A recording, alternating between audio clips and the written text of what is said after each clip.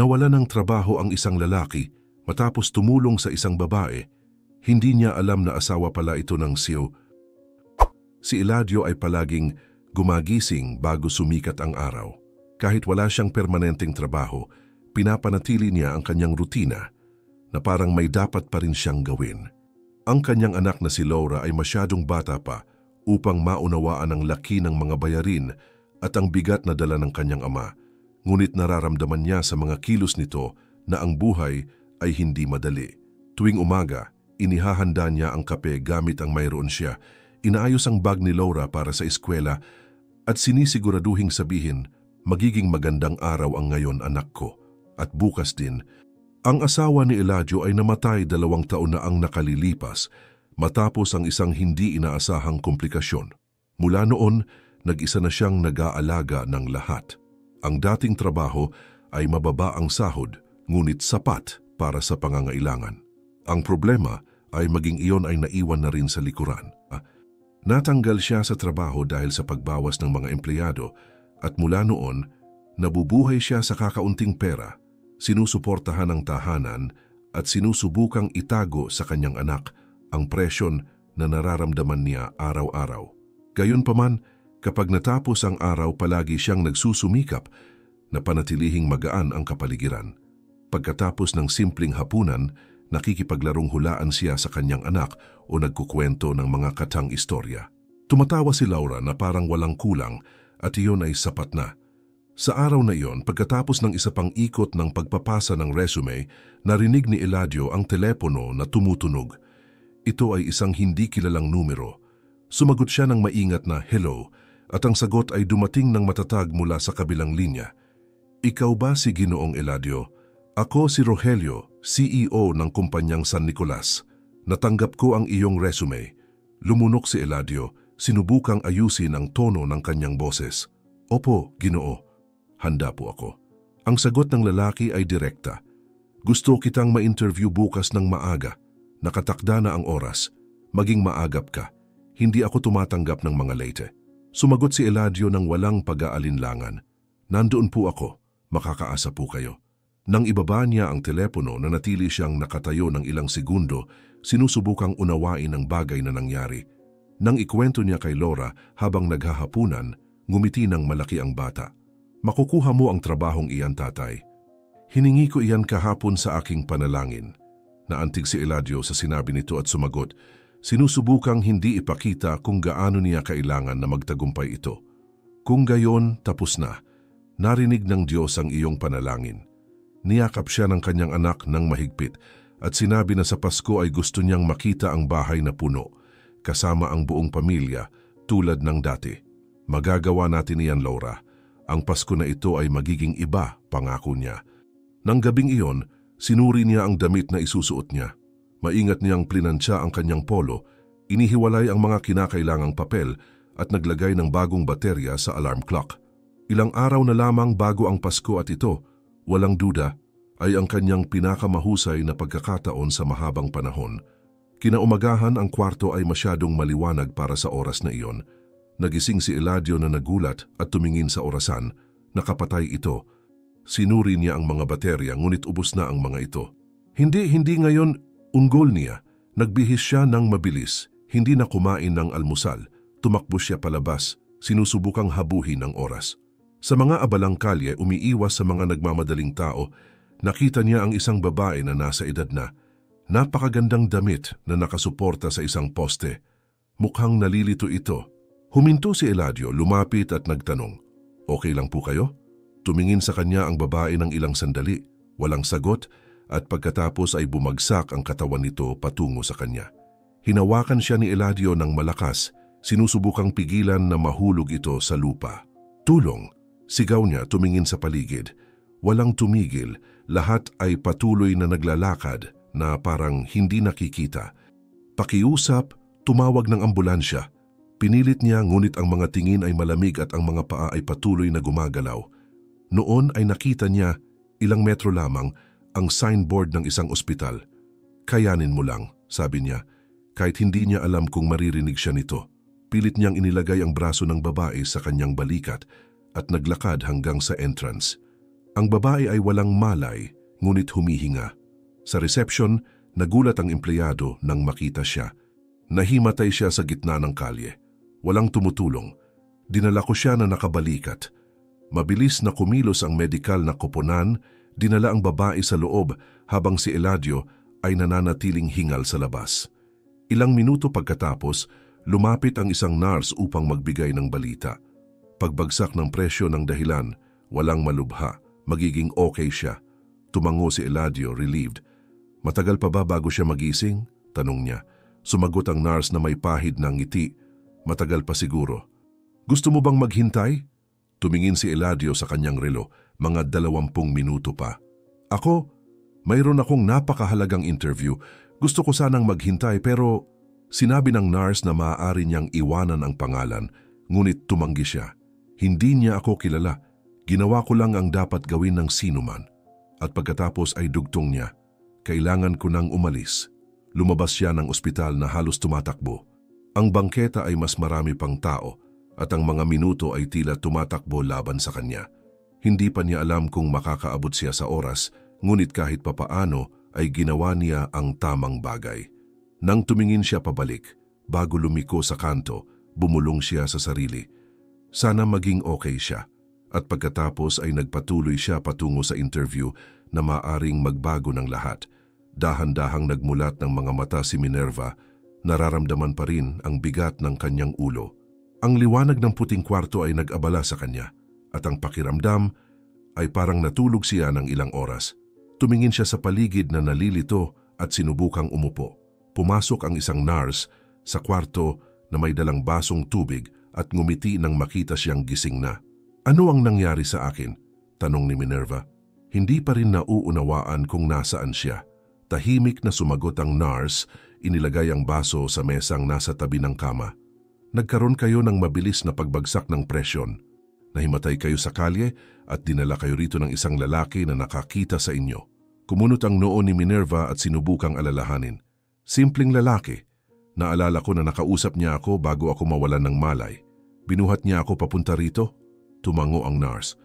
Opo, naghintay siya rito ng kaunti, ngunit sinabi niyang na-late na siya sa isang bagay na mahalaga at kailangan niyang umalis. Bumuntong hininga si Minerva, disappointed. Gusto ko man lang sana siyang pasalamatan.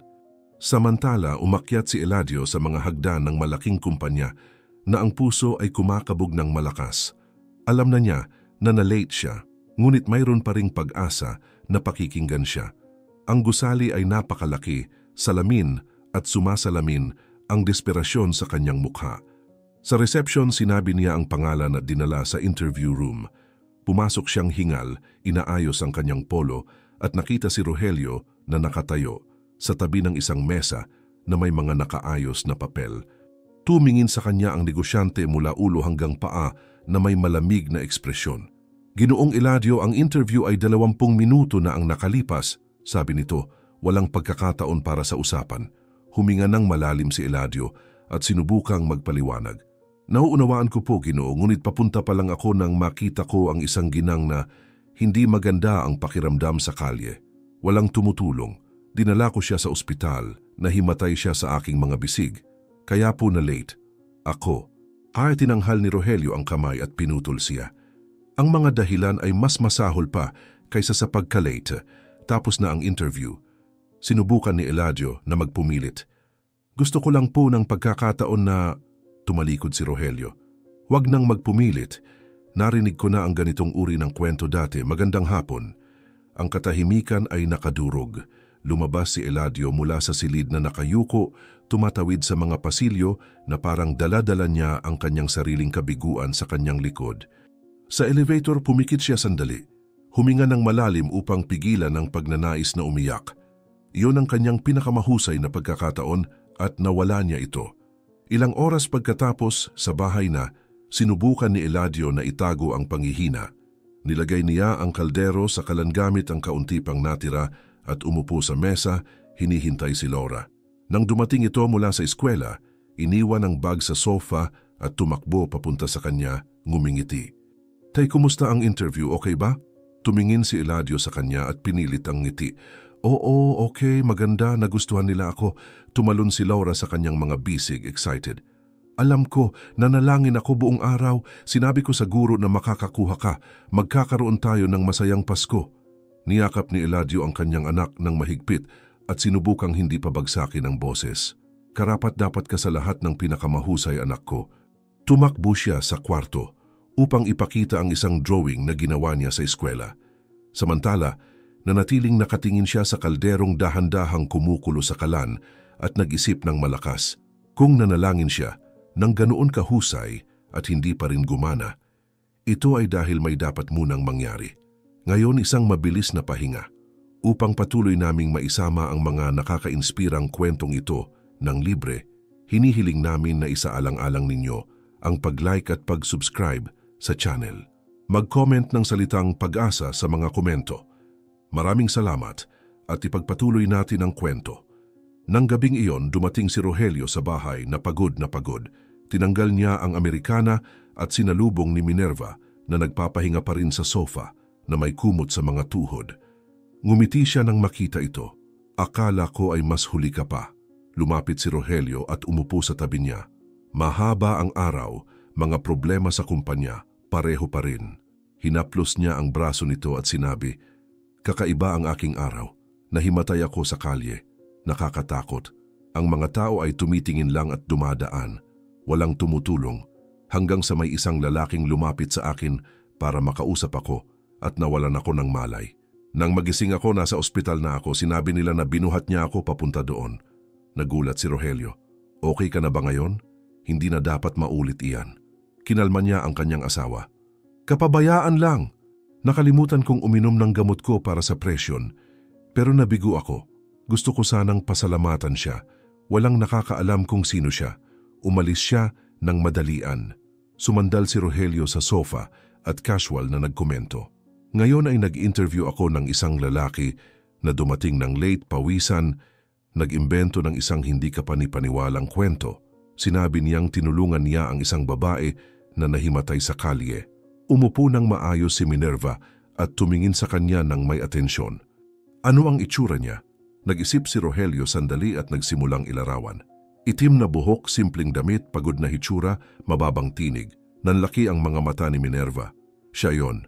Siya lang ang maaaring maging siya. Siya ang lalaking tumulong sa akin. Naalala ko ang mukha niya. Bago ako mahimatay, hinawakan niya ako at nagtanong kung okay lang ako. Hindi ako nakasagot. Nanatiling tahimik si Rogelio. Nagulat. Kaya ang lalaking iyon, siya yon? Kinumpirma ni Minerva sa pagtango. Oo. At pinalayas mo siya. Tumingin ang dalawa sa isa't isa ng ilang segundo. Hindi alam kung ano ang sasabihin. Ang pagsisisi ni Rogelio ay nagsimulang bumigat, ngunit huli na upang bumalik, kahit papaano sa ngayon.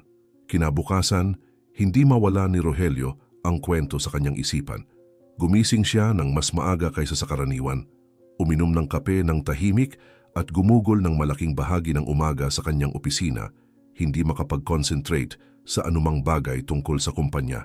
Ang mga salita ng kanyang asawa ay paulit-ulit sa kanyang isipan.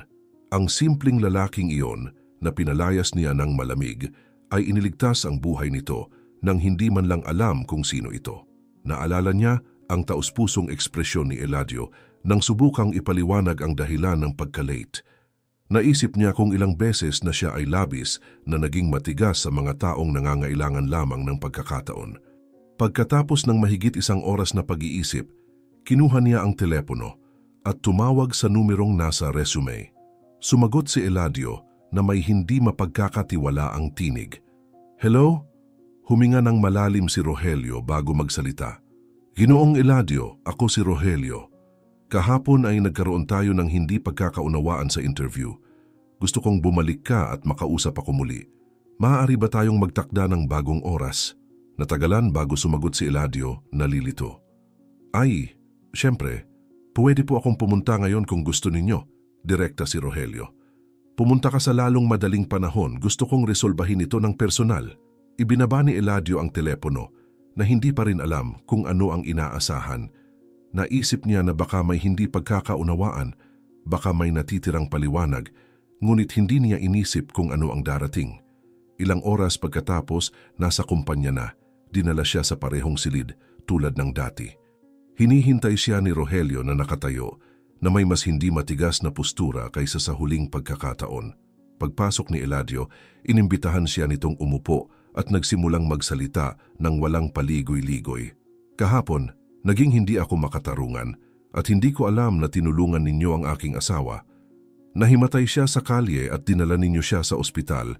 Nalaman ko lang iyon kagabi at mula noon ay hindi ko matigil ang pag-iisip na nakagawa ako ng malaking pagkakamali. Nagulat si Eladio. Hindi ko alam na asawa ninyo siya. Ako lang, nakita ko na walang gumagawa ng anuman. At mukhang mahina siya, hindi ko siya maaaring iwanan. Tumango si Rogelio, malinaw na mas tao. Kaya nga nandito ako ngayon. Gusto kong tanggapin ninyo ang isang posisyon sa kumpanya. Kailangan namin ng mga taong tulad ninyo dito. Nag-atubili si Eladio sandali. Wala akong pag-aaral. Wala akong alam tungkol sa mga mahalagang posisyon. Sumagot si Rogelio nang walang pagkaantala. May mga taong may diploma na hindi kailanman gagawin ang ginawa ninyo. Iyan ay mas mahalaga kaysa sa anumang titulo. Yumuko si Eladio na antig at nagpasalamat ng taos-puso. Kung sa tingin ninyo ay makakatulong ako, tatanggapin ko. Maraming salamat talaga. Sa linggong iyon nagsimula ng magtrabaho si Eladio. Dinala siya sa isang departamento ng suporta, nag-aasikaso ng pag-oorganisa ng mga panloob na dokumento ng legal na bahagi ng kumpanya. Walang nangangailangan ng teknikal na pagsasanay, ngunit nangangailangan ng atensyon. Umupo siya sa isang simpleng mesa na may mga kahon ng papel, kontrata at spreadsheet. Sa unang 2 araw, nanatili siyang diskreto, sinusubukang maunawaan ang kapaligiran. Nagpapasalamat siya sa pagkakataon, ngunit nararamdaman pa rin niyang hindi siya bagay. Hanggang sa 3 araw, may nakuha ang kanyang atensyon. Sa gitna ng bunton ng mga dokumento, napansin niya na ang ilang kontrata ay may mga bahaging halos magkapareho, inuulit ng higit sa 1 beses, ngunit may bahagyang pagbabago sa mga salita. Tila may mali. Binasa niya ng mabuti, inihambing ang mga klausala at napagtanto na ang isa ay sumasalungat sa isa pa na maaaring magdulot ng malubhang problema kung itutuloy. Tumayo siya at dinala ang mga papel sa superbisor ng departamento. Excuse po, palagay ko may kakaiba sa mga kontratang ito. Tingnan po ninyo ito, inuulit ang bahaging ito pero iba-iba ang sinasabi. Hindi ba ito magiging kaguluhan? Tumingin ang superbisor ng pabaya. Yan ay nasuri na. Nakakalito lang sa mga hindi nakakaintindi ng binabasa. Bumalik ka sa trabaho mo. Bumalik si Eladio sa kanyang mesa, ngunit hindi niya maalis sa isip ang bagay na iyon. Sigurado siya na may mali. Ilang araw pagkatapos, tinawag ang koponan ng panloob na pagsusuri para sa rutinang inspeksyon. Sa proseso, ang isa sa mga tagapagsuri ay nagsuri sa parehong bunton ng mga kontrata at natukoy ang parehong pagkakamali. Tinawag niya ang mga superior at ipinaliwanag ang panganib. Ang nadobleng klausala na may magkaibang teksto ay maaaring magbukas ng legal na butas at magdulot ng multang milyon-milyon dahil sa hindi pagkakapare-pareho ng kontrata. Ang pagkakamali ay kumalat sa 12 dokumento. Lahat ay ginamit sa nakaraang mga buwan kasama ang mahahalagang kasosyo. Mabilis na kumalat ang balita sa mga pasilyo. Natuklasan nila na ang unang nakapansin nito ay isang bagong empleyado na kamakailan lamang nilagay doon. Nang marating nila ang pangalan ni Eladio, lahat ay nagulat. Ang lalaking hindi gaanong kilala ng lahat, walang diploma, nagmula sa mahirap na sitwasyon, ay naiwasan ang problemang maaaring maglubog sa kumpanya. Kahit na ang kanyang obserbasyon ay binaliwala sa simula, ngayon ay walang makakapagtanggi sa halaga ng kanyang ginawa. At sa unang pagkakataon mula nang magsimula siya roon, naramdaman ni Eladio na kahit na sa lahat ng hadlang na inilagay ng buhay sa kanyang landas, maaari pa rin siyang gumawa ng pagkakaiba. Sa katapusan ng matinding linggong iyon, hiniling ni Rogelio na pumunta si Eladio sa pangunahing silid ng kumpanya. Hindi alam ni Eladio ang dahilan, ngunit agad siyang sumunod. Pagdating niya, nakita niya si Rogelio at Minerva na naghihintay sa kanya. Ang kanilang mga kilos ay napakaiba sa nakita niya noong unang pagkikita. May paggalang, kabaitan at higit sa lahat, pasasalamat. Hiniling ni Rogelio na umupo siya at hindi nagtagal bago magsalita. Eladio, Tinawag ka namin dito dahil gusto naming magpasalamat, tunay na pasasalamat. Una, para sa ginawa mo para sa aking asawa. Hindi mo siya kilala, walang utang na loob sa kahit sino, at kahit ganoon ay iniligtas mo ang kanyang buhay, nang lahat ay tumalikod. Pagkatapos na para bang hindi pa sapat, iniligtas mo ang kumpanya mula sa pagkaluging maaring magdala sa amin sa pagkalugi. At lahat ng ito ay walang ingay, sa pamamagitan lamang ng pagbibigay pansin. Walang maisagot si Eladio. Ginawa ko lang ang sa tingin ko ay tama. Sa inyong asawa kahit sino ay gagawin ng pareho. At ang mga kontrata, nakaramdam lang ako ng kakaiba. Swerte lang. Ngumiti si Minerva, lumapit at bahagyang hinawakan ang kanyang braso. Hindi iyon swerte. Iyon ay karakter, iyon ay pag-iingat. Karamihan ng tao ay binabaliwala ang nasa labas ng kanilang tungkulin. Hindi mo ito binaliwala. Nag-alala ka. Iniabot ni Rogelio ang sobre kay Eladio. Narito ang isang gantimpala. Ito ay simbolikong halaga, ngunit sa palagay namin ay dapat kang magkaroon ng naiibang Pasko ngayong taon. Isang Pasko na may dignidad. Hinawakan ni Eladio ang sobre nang may pag-aalinlangan, hindi binubuksan. Hindi ko alam kung paano magpapasalamat. Magbabago ito ng maraming bagay sa amin.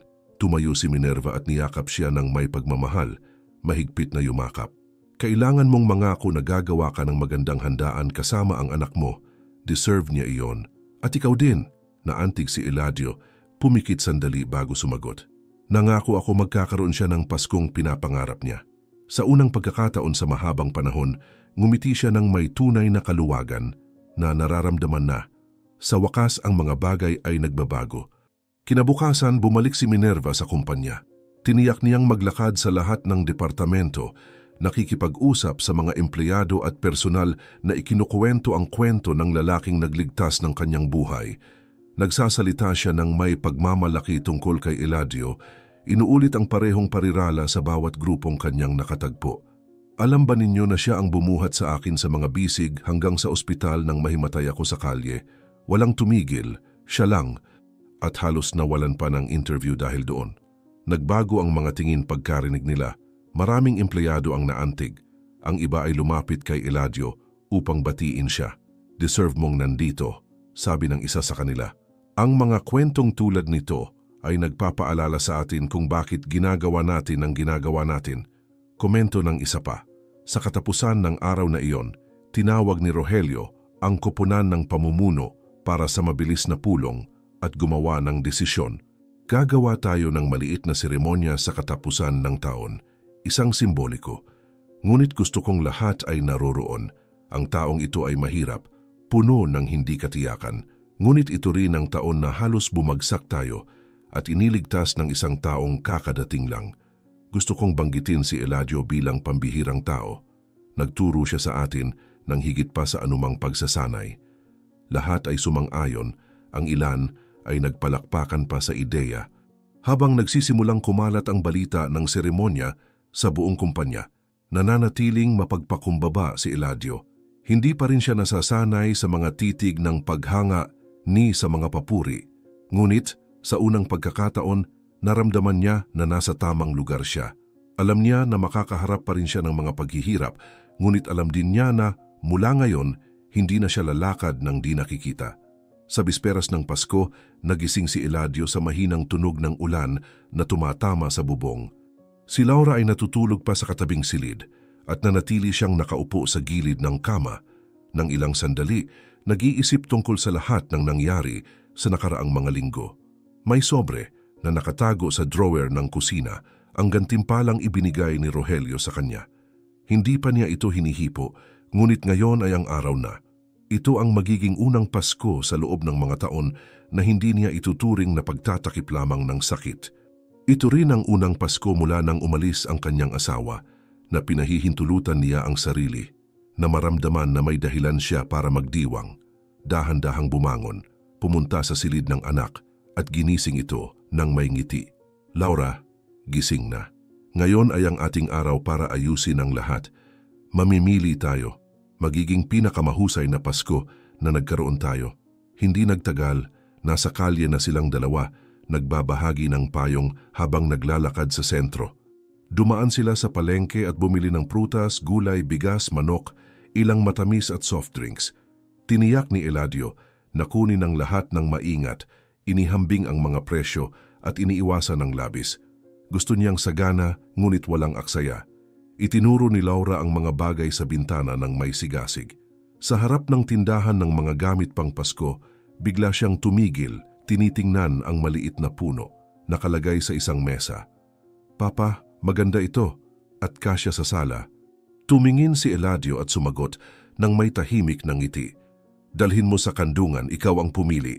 Pagkatapos noon, pumasok sila sa tindahan ng murang laruan.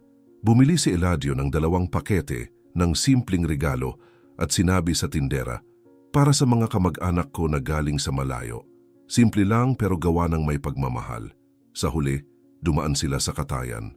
Hiniling niyang irap ang isang piraso ng manok na may mga halamang gamot at komento sa empleyado.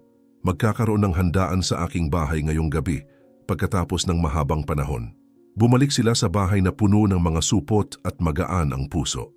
Naglagay si Eladio ng mahinang musika sa radyo ng kusina at nagsimulang ayusin ang mga sangkap habang si Laura ay nagwawalis sa sala. "Papa, iko-set up ko na ang puno ngayon. Gusto kong ilagay agad ang mga ilaw." Sumagot siya mula sa kusina habang nilalagyan ng pampalasa ang mga pagkain. "Sige, huwag mo lang kalimutang ilagay ang karpet sa ilalim nito para hindi gasgas ang sahig." Kinuha ni Laura ang mga dekorasyon ng maingat at isa-isang sinasabit, kumakanta mag-isa. Nang matapos, tinawag niya ang kanyang ama. "Halika, tingnan kung paano naging ito."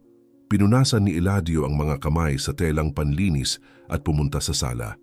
Tumingin siya sa puno kahit maliit at nakita ang isang bagay na kakaiba roon. "Maganda, Laura. Ang punong ito ay hindi lamang dekorasyon. Ito ang tanda na nanalo tayo ngayong taon." Mabilis na lumipas ang hapon, inayos ni Eladio ang mga pinggan, nilinis ang mga baso, tinakpan ang mesa ng pulang mantel na nakatago mula pa noong nabubuhay pa ang kanyang asawa. Nagsabit si Laura ng mga pulang laso sa mga upuan at inaayos ang mga nakatiklop na serbilyeta gaya ng nakita niya sa mga video mula sa paaralan. "Papa, magiging maganda ang mesa. Magkakaroon tayo ng magandang handaan gaya ng nasa mga larawang ipinakita ko." Tumango si Eladio habang inayos ang mga upuan. "Oo nga, hindi natin kailangan ng maraming bagay, mga mabuting tao lang sa paligid natin." Nang halos handa na ang lahat, umupo si Laura sa sofa na may hawak na pakete ng mga laso at nagtanong, medyo nahihiya, "Papa, tinawag mo ba sina Senyor Rogelio at Doña Minerva?" Kinuha ni Eladio ang isang platito mula sa hurno at sumagot ng natural, "Oo, tinawag ko." Pero napakaabala nila. Palagay ko ay mahirap na pumunta sila. Nanahimik si Laura sandali, pagkatapos ay sinabi ng may kalmadong ngiti, "Kahit ganoon, sa palagay ko ay magugustuhan nilang makita ito." Hindi nagtagal, nagsimulang uminit ni Eladio ang mga handang pinggan. Ang amoy ng inihaw na manok na may mga halamang gamot ay sumasaklaw sa buong bahay. Ang mga dekorasyon ay kumukurap ng mahinang liwanag. Sinusuklay ni Laura ang buhok sa harap ng salamin sa sala. Handa na ang lahat. Nakahanda ang mesa, nakaayos ang mga upuan, nakaladkad ng maayos ang mantel. Ang atmosfera ay puno ng pag-asa kahit walang katiyakan kung sino ang darating. Ang mga kamag-anak ay hindi pa dumarating, ngunit alam ni Eladio na darating sila mamaya, gaya ng dati nilang ginagawa.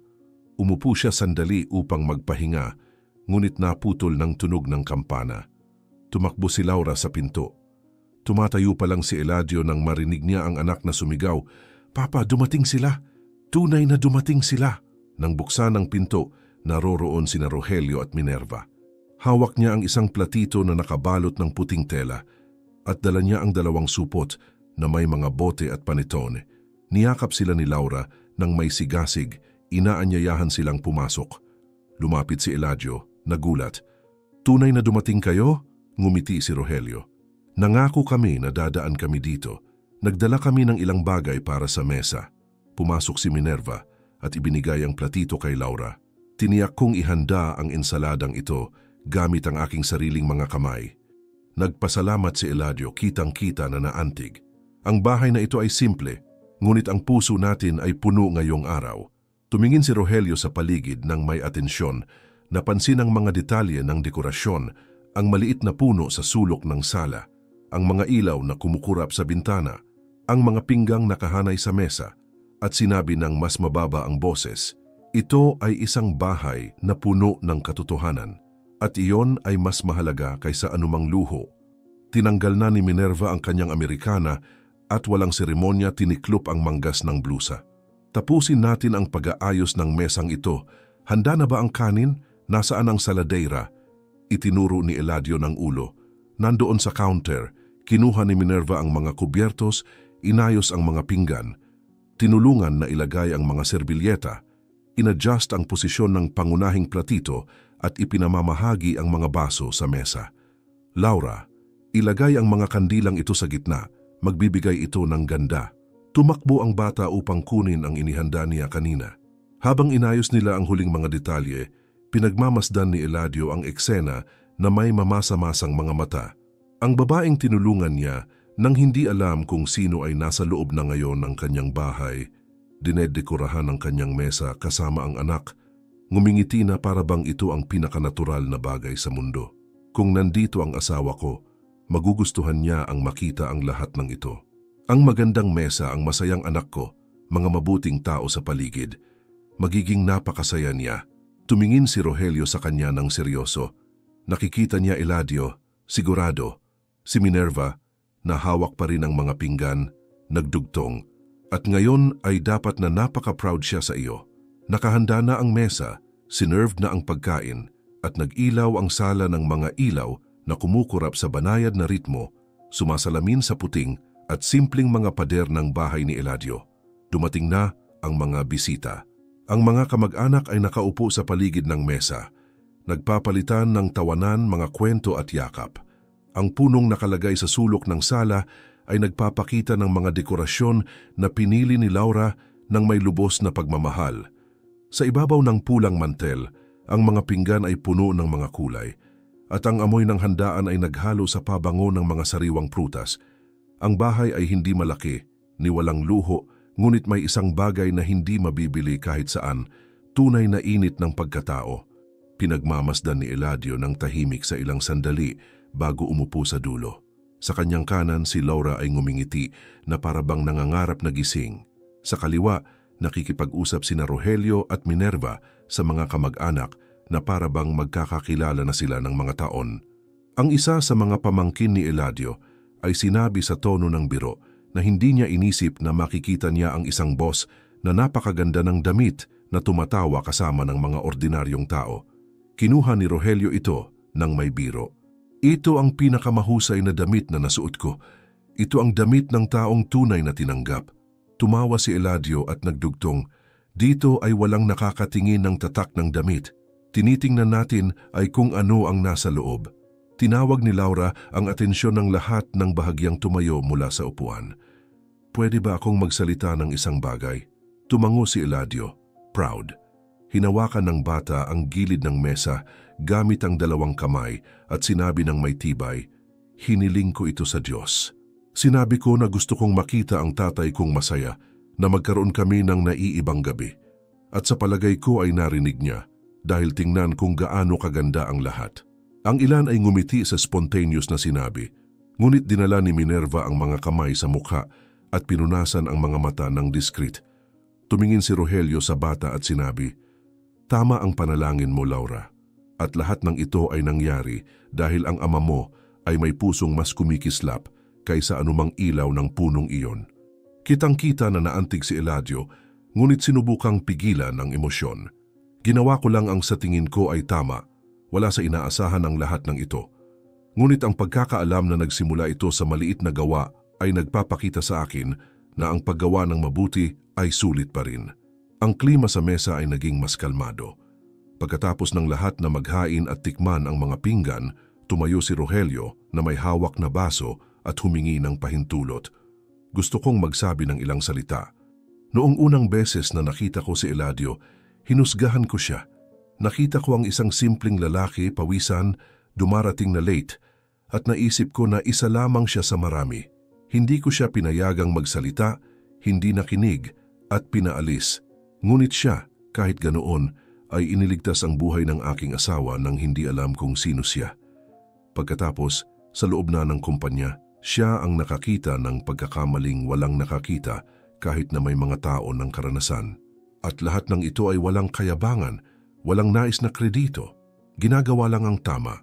Ngayon nakikita ko na pinatawad ako at nakakaantig ito dahil ako at ang aking asawa ay natuto ng higit pa sa pamilyang ito kaysa sa anumang aral na ibinigay sa amin ng buhay. Si Minerva na nakaupo pa rin tumingin sa lahat at nagsalita din. Hindi ko kailanman makakalimutan ang ginawa ng lalaking ito para sa akin. Nagising ako sa ospital, hindi alam ang kanyang pangalan, hindi makapagpasalamat. Pagkatapos lang ay naintindihan ko na halos mawalan siya ng pagkakataon dahil sa akin.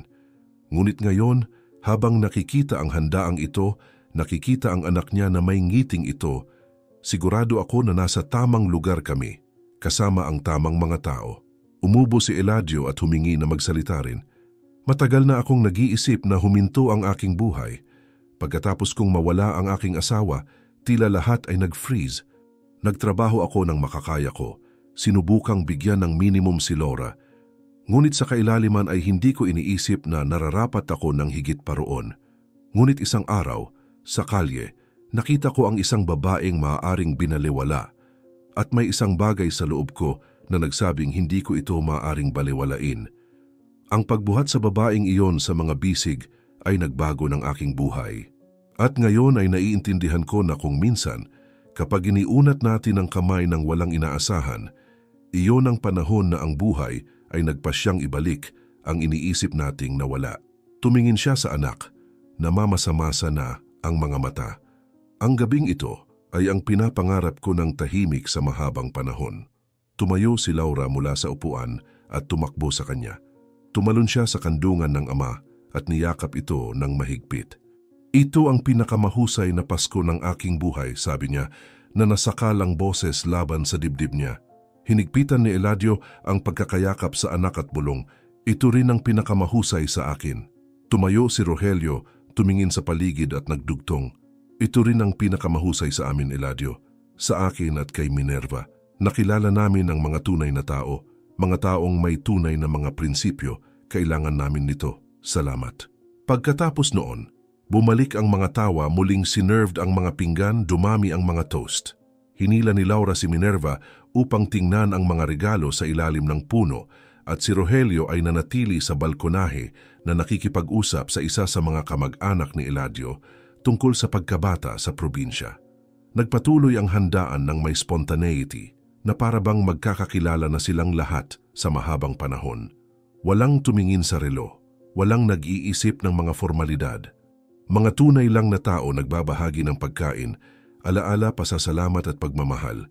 Malapit na sa hating gabi, lumayo ng kaunti si Eladio mula sa mesa at tumayo, nakatayo sa pinto ng pasilyo, pinagmamasdan ang sala.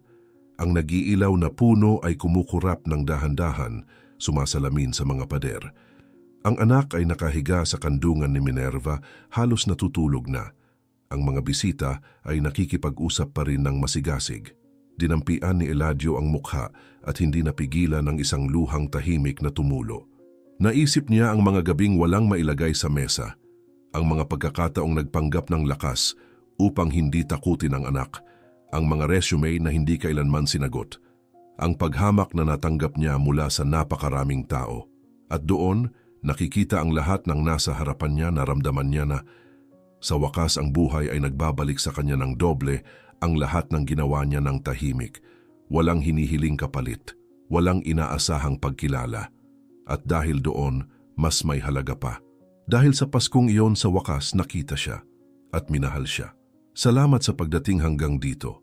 Naghanda kami ng isa pang espesyal na kwento para sa iyo na lumalabas sa iyong screen ngayon, i-click lang para panoorin.